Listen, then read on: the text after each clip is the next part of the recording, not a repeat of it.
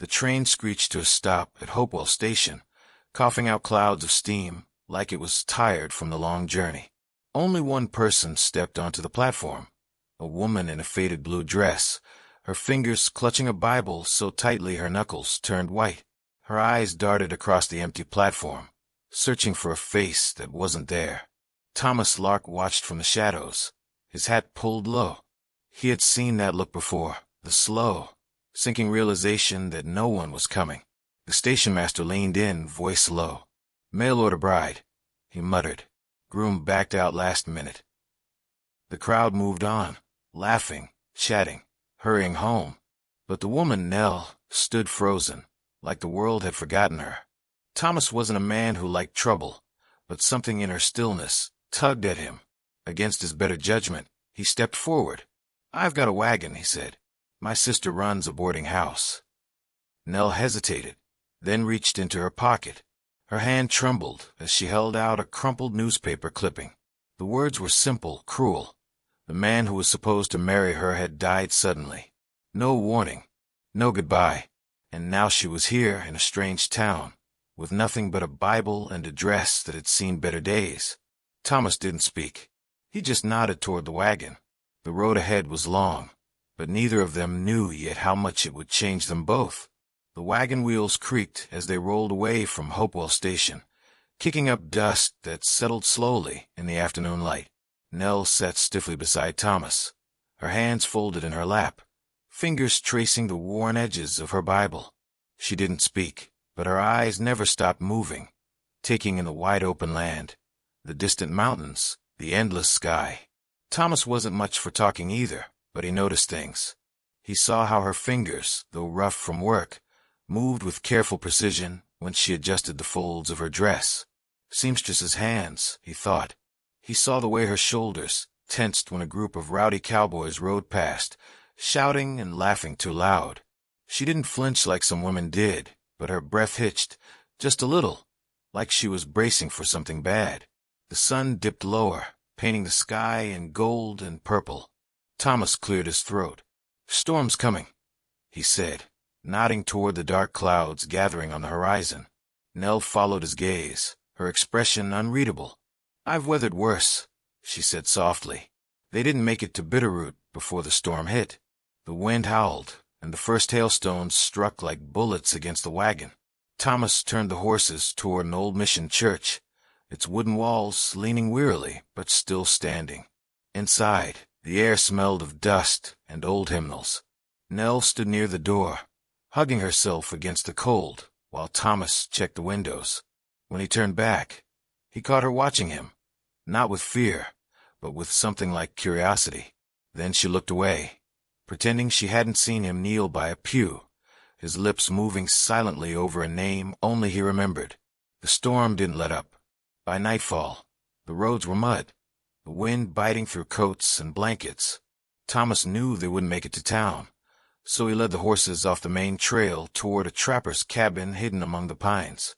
The cabin was small, just one room with a stone fireplace and a table that wobbled if you leaned on it wrong. But it was dry, and that was enough. Thomas built a fire while Nell unpacked what little food they had: salt pork, beans, a bit of hard bread. He cooked in silence, the only sound the crackling fire and the wind outside. When he handed her a plate, their fingers brushed, and she pulled back like she'd been burned. But later, when she noticed the torn sleeve of his coat, she took out a needle and thread from her small bundle and began to mend it without a word. Thomas watched her work, the firelight softening the sharp angles of her face. He thought of his wife, how she used to hum while she sewed.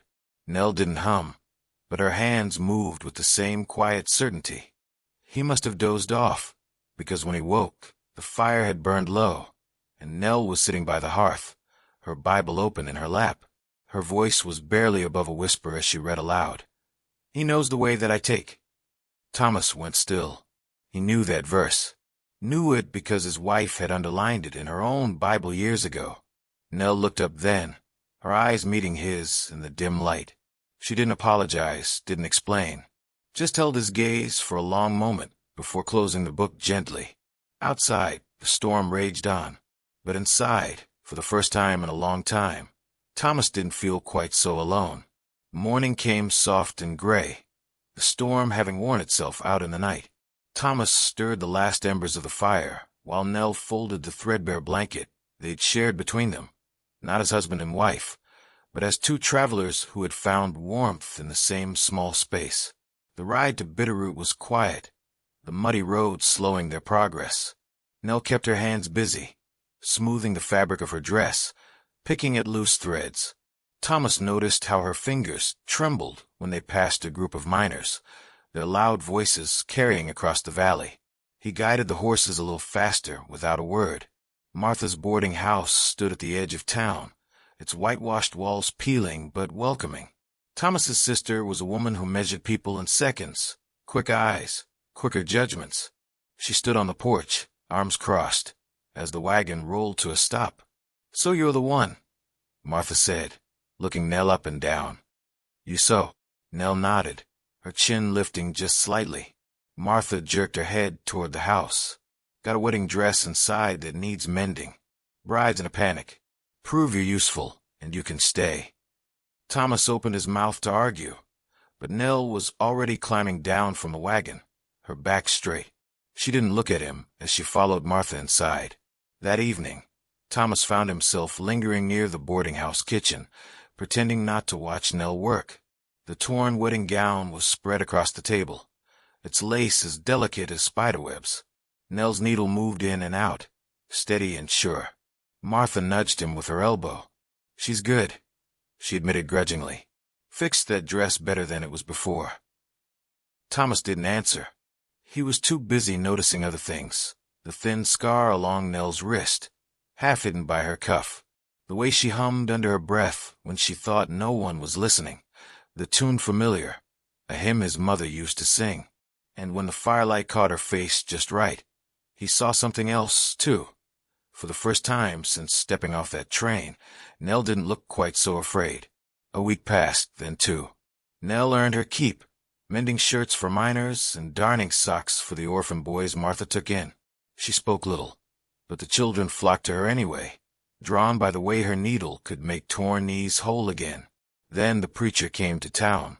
Thomas saw him first, a lean man with a too-loud voice, standing outside the general store and calling sinners to repentance. He wouldn't have thought much of it, except for the way Nell froze when she heard him, her basket of mending clutched tight to her chest. That night, Thomas woke to the smell of burning paper. He found Nell kneeling by the hearth, feeding a letter to the flames. She didn't turn when a shadow fell across the floor, but her shoulders tensed. He should have walked away. It wasn't his business. But the next morning, as they shared a quiet breakfast of bread and molasses, Nell spoke, without looking up. "My father sold me to a miner to settle debts," she said, her voice flat. "I ran." The words hung between them. Thomas studied his coffee, black and bitter. Then he reached into his pocket and pulled out a small wooden button he'd been carving in the evenings.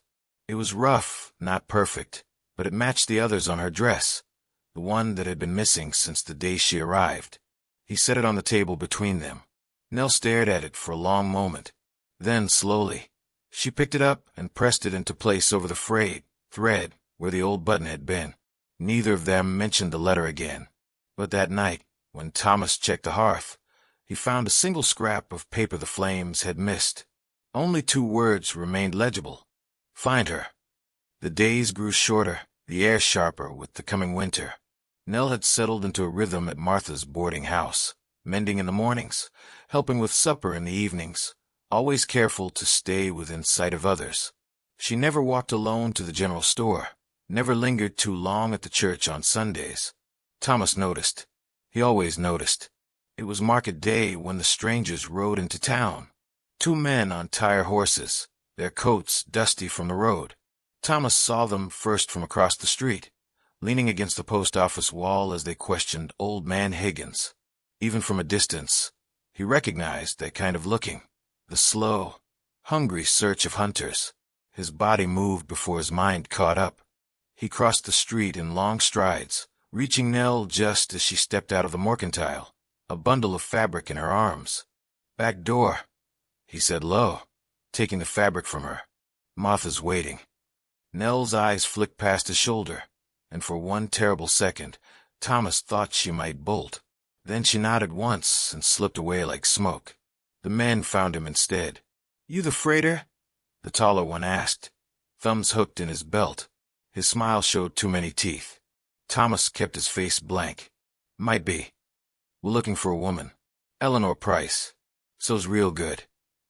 The man pulled a crumpled wanted notice from his pocket, a rough sketch that barely resembled Nell, but the name was clear as day. "Runaway. Belongs to a friend of ours." Thomas folded his arms. "No seamstress here." The second man, quieter but with mean eyes, stepped closer. "We heard different." The air between them went tight as a bowstring. Thomas felt the weight of his revolver at his hip, but kept his hand still. Fighting now would only bring the sheriff, and that could go bad quick if these men had papers. Just then, Martha's voice cut through the tension like an axe. "Thomas Lark, you leaving those flour sacks in the street all day?" The moment broke. The men tipped their hats, all false politeness, but their eyes promised they weren't done looking. That evening, Thomas sat at the kitchen table cleaning his revolver when Nell appeared in the doorway. She didn't speak, just watched his hands move over the metal with practiced ease. Finally, she crossed the room and laid her fingers light as feathers on his wrist. "Don't," she whispered. "Don't become violent for me." Thomas looked up, and what he saw in her face stopped his breath. Not fear for herself, but for him, for what he might lose. Before he could answer, the back door banged open. Martha stood there, face pale. "Thomas," she said, "that quiet one asking after Nell? He's asking for you by name now. Says he's your brother." The gun oil slick on Thomas's fingers suddenly felt like blood. The general store smelled of leather and coffee beans. The familiar scents turned sour as Thomas faced the man by the counter. "Hello, Tommy." Jesse Lark hadn't changed much in 5 years. Same cocky grin. Same way of standing like he owned the ground beneath him. Only now he wore a miner's dust in his pores and a gun tied low on his hip. Thomas kept his voice flat. "You're working for him." Jesse shrugged, picking at a tin of peaches. "Man pays well. Better than hauling freight anyway." He nodded toward the window, where his partner lounged outside. "We just want the girl. No trouble needed." The words curdled in Thomas's gut. He'd known Jesse was no good. But this, hunting a woman like she was stray livestock. "She's not going with you," Thomas said. Jesse's smile went sharp. "Since when do you play hero?" He leaned in, voice dropping. "Walk away, brother. This ain't your fight." The bell above the door jingled. Every head turned as Nell stepped inside, her back straight, her hands empty at her sides. The store fell silent. Thomas moved toward her, but Nell shook her head slightly. She looked Jesse dead in the eye. "Tell your boss I'm not property," she said, clear as church bells. "The debt wasn't mine to pay." Jesse opened his mouth, but the storekeeper spoke first. "That's enough," he said firmly, hand under the counter where he kept a shotgun. "You men finish your business elsewhere." For a heartbeat, no one moved. Then Jesse laughed, tipping his hat at Nell like it was all some joke. "We'll be around," he said, sauntering out with his partner trailing behind. Thomas's hand shook with the need to do something. Hit something. But Nell was right. Violence wouldn't solve this. So instead, he walked to the back of the store where the boots were kept. Good. Sturdy ones meant for winter. He picked a pair and set them on the counter before Nell. "Try them on," he said. She stared at him, confusion knitting her brow. Thomas met her gaze, willing her to understand. "However this ends," he said quietly, "you'll need proper boots to walk your own path." Nell's breath caught. Slowly, she sat and pulled on the left boot, then the right. They fit perfect. Outside, the wind picked up, carrying the first real bite of winter. But in that moment, standing in her new boots, Nell looked like someone who could face whatever was coming. And Thomas, for the first time since his wife died, felt something dangerous unfurl in his chest. Hope. Winter settled over Bitterroot like a heavy quilt, muffling the sounds of the town under layers of snow. The boarding house became a world unto itself, Martha bustling in the kitchen, the orphan boys tumbling like puppies near the hearth, and Nell quietly stitching by the firelight each evening. Thomas found excuses to visit more often. He'd bring firewood and linger to help the boys with their reading. He'd mend a loose step on the porch and stay to share supper. No one commented on it, though Martha's knowing look spoke volumes. One particularly bitter afternoon, Thomas worked in his workshop behind the livery, his hands shaping wood with careful strokes. The piece had taken him weeks, a rocking chair with smooth arms and delicate daisies carved along the back. His wife's favorite flower. He hadn't planned to make it for Nell. At least, that's what he told himself. But every evening, when he saw her perched stiffly on the hard kitchen chair, her needle flashing in the lamplight, the idea had taken root. Christmas Eve dawned crisp and bright. Thomas waited until the household was asleep before carrying the chair through the snow, his breath puffing white in the moonlight. He left it by the hearth with a simple note tucked between the slats. For the woman who mends what's broken. He didn't wait to see her find it.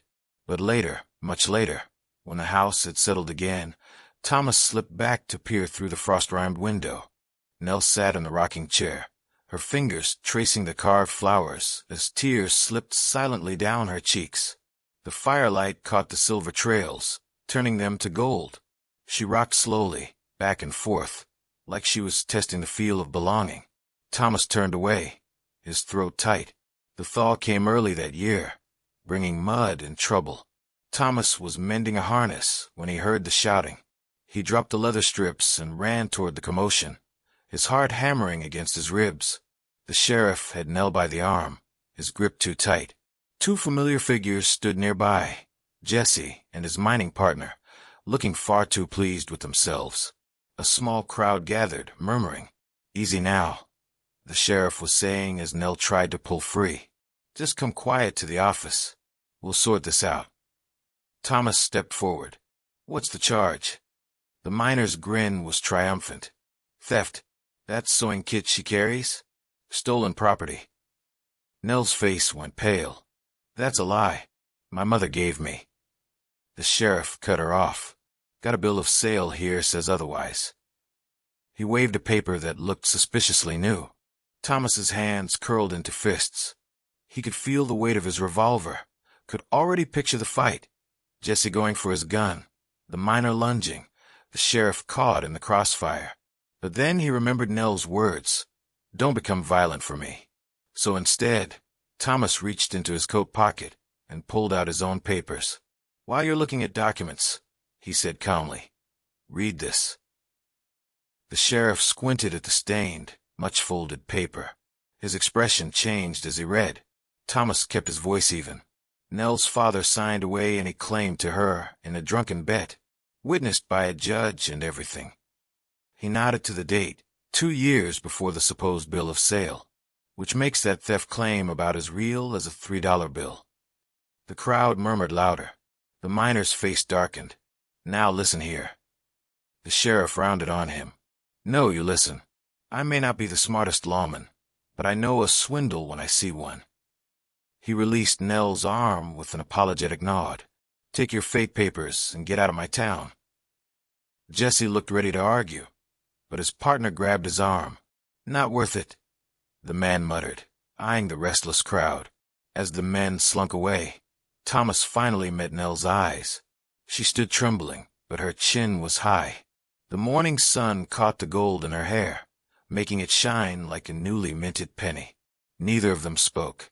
They didn't need to, because for the first time since that lonely train platform, the future stretched before them, wide open and full of light.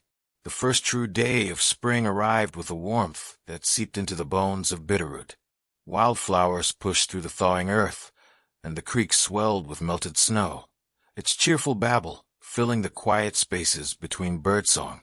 Nell stood at the boarding-house window, watching Thomas in the yard below as he repaired the fence. His movements were steady, sure, just like the man himself. The morning light caught the silver threading through his dark hair, and her chest ached with something too big to name. Martha's reflection appeared beside hers in the glass. "Either tell him or don't," she said, not unkindly. But quit sighing at my windowsill. You're fogging up the glass. Nell's fingers worried the fabric of her apron, the same faded blue as the dress she'd arrived in months ago. That dress was gone now, cut into squares for a quilt, just like the past that no longer fit her. That evening, she found Thomas on the porch, whittling a piece of pine into what might become a toy horse for one of the boys. The setting sun painted the mountains in hues of rose and gold as she settled into the rocking chair beside him. Her chair. The wood creaked softly beneath her. Thomas didn't look up, but his hand stilled. I don't need saving, Nell said quietly. The words hung between them, fragile as a spider's web. But I'd like to belong somewhere. Thomas set down his knife. For a long moment, the only sounds were the crickets tuning up for evening and the distant laughter of children chasing fireflies. Then he stood and offered her his hand. Inside his small cabin, the one she'd never been invited to before, Thomas knelt before an old Hope chest at the foot of his bed. The hinges groaned as he lifted the lid, releasing the faint scent of lavender. Empty. Perfectly, beautifully empty. I've been waiting, he said, his voice rough with emotion, to fill it. Nell's breath caught. She reached out, her work-roughened fingers brushing over the smooth cedar interior, a space cleared of ghosts, ready for new dreams. When she looked up, Thomas's eyes held all the words he'd never been good at saying. Outside, the first stars blinked awake as the last of winter's chill melted from the earth. The wedding was simple, just Martha, the boys, and a few townsfolk gathered in the mission church where they'd once taken shelter. Nell wore a dress the color of new leaves, stitched with flowers along the hem. Thomas wore his brother's reconciled gift, a silver band that caught the light when he took Nell's hand in his. And on their bed back home, a quilt made from scraps of blue waited to keep them warm through all the winters yet to come. If you felt the warmth of Nell and Thomas's journey, why not share it with someone who needs a reminder that broken roads can lead to beautiful places? Like this if you believe in second chances. Subscribe for more tales of courage, healing, and quiet love that changes everything. Because everyone deserves a place to belong, and every story deserves to be told.